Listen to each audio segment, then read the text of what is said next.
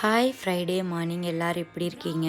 So இன்றைக்கி 5 o'clockலேருந்து பூஜை start பண்ணிட்டேங்க நான். ஏன்னா எனக்கு திருக்கார்த்திகை வெள்ளிக்கிழமையோடு சேர்ந்து வந்திருக்குது இல்லைங்களா. ஸோ லக்ஷ்மிக்கும் முருகனுக்குமே ரொம்பவே உகந்த நாளுங்க இன்றைக்கி. ஸோ நான் வந்து புதுசாக அன்னலக்ஷ்மி வாங்கியிருந்தேன். ஸோ அதையும் வந்து பச்சரிசி வச்சு அதுக்கு மேலே அழகாக வச்சாச்சுங்க. ஸோ இன்றைக்கி திருக்கார்த்திகை இல்லைங்களா, வாசலில் வந்து 2 தீபம் போட்டுட்டு அதுக்கப்புறம் பூஜை ரூமில் விளக்கேற்றணுங்க. ஸோ வாசலில் குத்து விளக்கு ஏற்றுறது ரொம்பவே நல்லது.